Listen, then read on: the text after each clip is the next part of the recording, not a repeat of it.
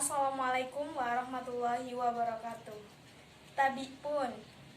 Perkenalkan, saya Siti Nurrelawati, NPM 2017061020 dari Prodi Biologi Terapan. Di sini saya akan menjelaskan mengenai Pancasila sebagai sistem filsafat.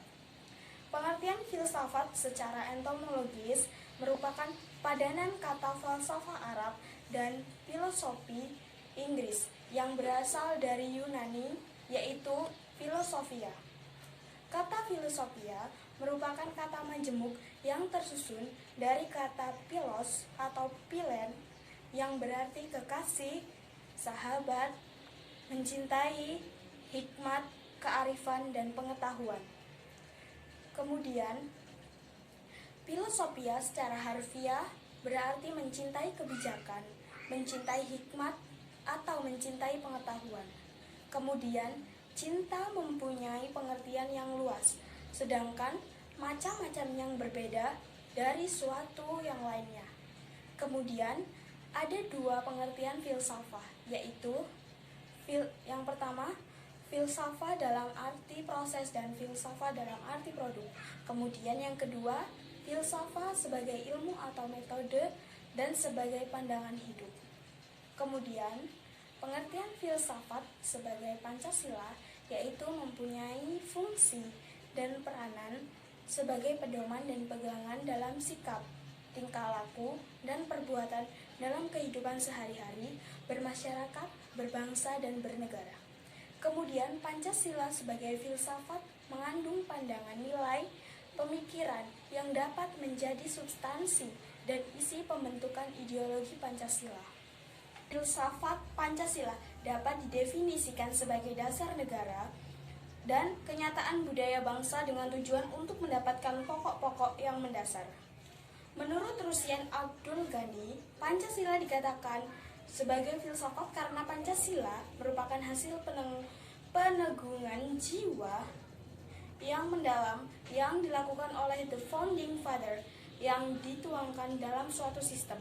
Sedangkan menurut Notonegoro, filsafat Pancasila memberikan pengetahuan dan pengertian ilmiah, yaitu tentang hakikat dan Pancasila.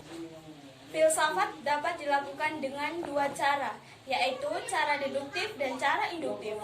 Cara deduktif yaitu dengan mencari hakikat Pancasila serta menganalisis dan menyusunnya secara sistematis dan menjadi keutuhan pandangan yang komprehensif.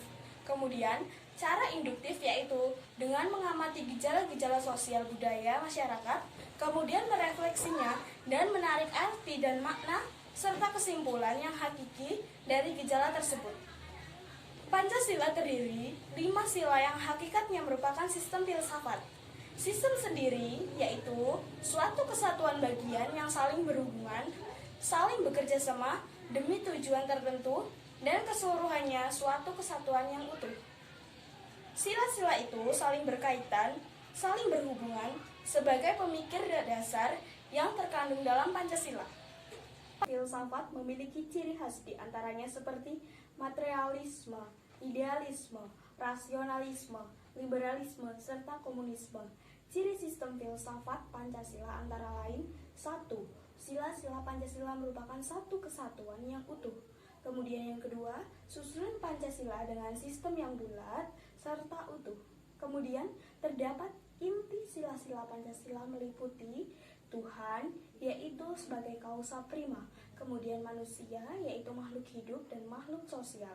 Kemudian ada satu, yaitu kesatuan memiliki kepribadian sendiri.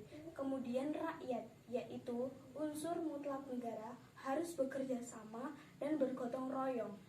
Kemudian adil, yaitu memberi keadilan kepada diri sendiri dan orang lain yang menjadi haknya.